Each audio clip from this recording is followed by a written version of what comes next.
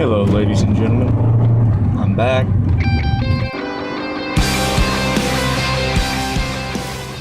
Well, welcome to another episode of the Daily Rev.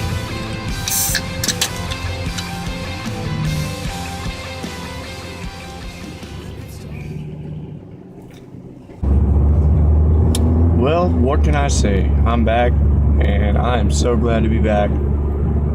And there's been a whole lot going on, a whole lot happening lately, and it's just been really, really great. A lot of crazy things happening too.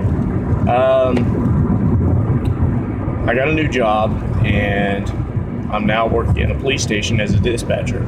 So that's just been a really awesome experience. The whole time I've been gone, I've been just really wanting to get back on the internet, back on, YouTube, and, back on camera, just letting you guys know what's going on. And I missed you guys for sure, and it goes without saying, I'm sure you've missed me too. So, like I said, I got a new job. It's really great because I don't get pulled over now, at least not in my town. If I do get pulled over somewhere else, no big deal. They know who I am and I know who they are usually. So, got some pretty great connections. Working with some pretty great people. They get on your nerves sometimes, but what are you gonna do? Do your job and go home at the end of the day. I am thinking about getting a new vehicle, and it's probably gonna be a truck. I'm almost 100% sure it's going to be a truck. I just really love the idea of having a truck. The problem is, I can't haul anything in this vehicle because, as you can see, I can barely haul 2 extra people in the back seat. So I'm just really convinced that I need a truck, and yeah, that's about it. I've talked it over with a few people that would give me some pretty good input on it, and they like the idea. Yeah, I won't get as much gas mileage, but at the same time, I'll be able to at least haul things. It seems like every time I turn around, I need to haul something, and I need to, go somewhere, and just do some things that a truck would be really useful for. And so that's kind of why I'm going to get a truck. College is going pretty good. I've been trying to go to class on time and all that good stuff, and it is what it is. Let's see here. So while I've been gone, I've been basically just working and going to college, and I've been busy with the family. I've also been doing some pretty crazy stuff like this.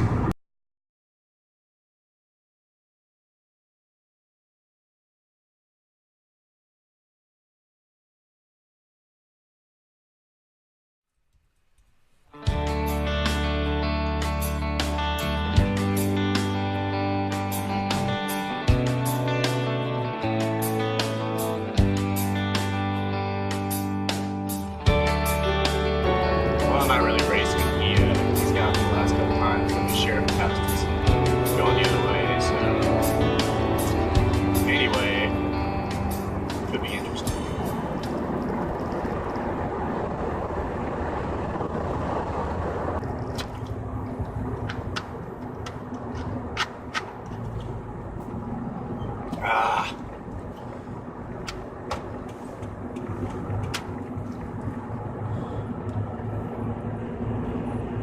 Come on now, Reese.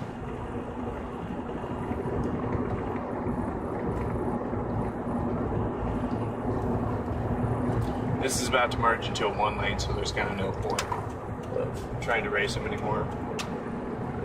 But why not anyway, right? Why not? And there we go. We just passed him, and we're going into the 2nd lane. Okay, getting over. All right, now we can see.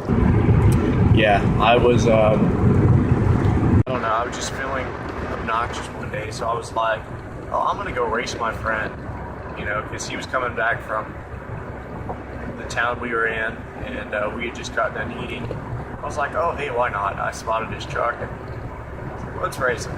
So we kind of just went back and forth a little bit, no big deal.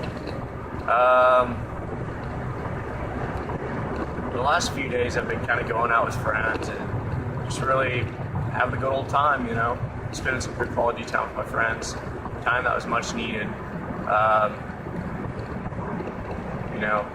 I don't rarely get to see my friends that much, so whatever I do, it's just really, it's a blessing because I've been so busy and everything. I was going into Pryor the other night with a friend of mine, and we were going down the road. We seen this truck in the opposite lane. He revved it up, so I was like, okay. I threw the car in neutral, revved it up to about 3,000, maybe 3,500, and gunned it.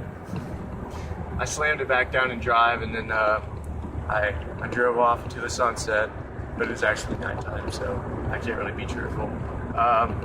No, it was really fun though. I liked it. So I guess I raced a couple people that night. Most of them were trucks. That's really about it. I don't really do a whole lot of racing anymore. Probably because a friend of mine was really concerned about my safety whenever I was doing that. It wasn't good. Me and a friend of mine talked it over, and my friend was just like, you've got to stop. You're going to kill yourself. Because I was texting my dad one night. I was going down the road. I know I was texting and driving. Anyway, I was texting him, and he texted me back. Of course, he didn't know I was driving, in his defense. He texted me back and mentioned he needed some milk from the store. As soon as I got the text, I said, okay, put the phone down, and right whenever I looked it up, of course, like I said, it was nighttime, and I couldn't see anything on the road other than my phone because my phone was so bright, obviously. And so I put my phone down, and just as soon as my eyes adjusted, I noticed my car was like kind of shaking, and I was like, this isn't good. I knew I was not on the road anymore. I'll just say that. And my eyes fully adjusted, and I realized I was going through someone's driveway heading straight for their house. So instinctively, I pulled the e-brake, yanked my wheel to the left, counterclockwise, and skidded maybe 5 feet from a tree before stopping. It was scary. It was very scary. I honestly almost died that night, and it just wasn't a good decision to go that fast down that side road and be texting at the same time. I wasn't going real fast, but I was going faster than what I should have been, and I was on the wrong road. I thought I had turned off to the right road.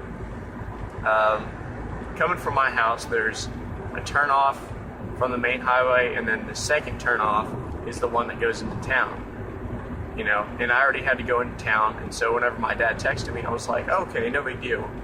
I'm already on the road going into town, so I'll just get the milk whenever I get into town.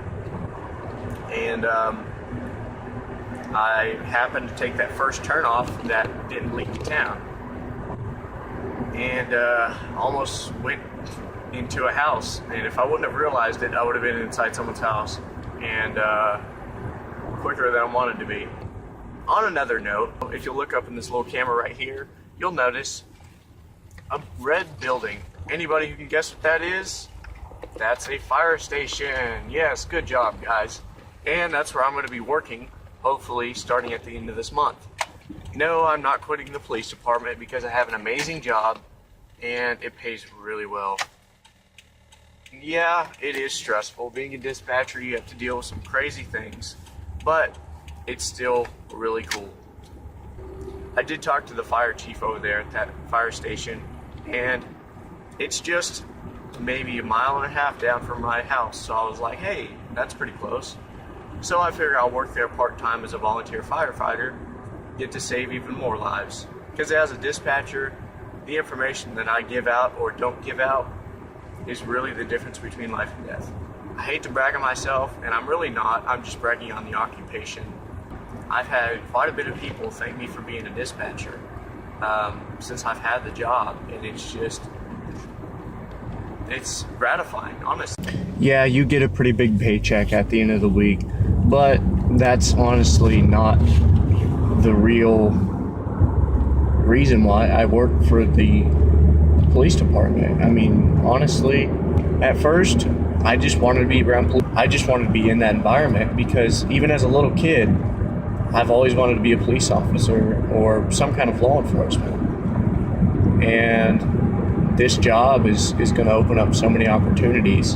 And honestly, I've gotten more than what I thought I would get out of it just by working there. I mean, it's so gratifying. It really is. You go home at the end of the day and you are either beating yourself up because you didn't do your job right in your own mind. Yeah, the officers might have given you good feedback, or yeah, you know, they would have said, well, hey, you did a really good job on that call today.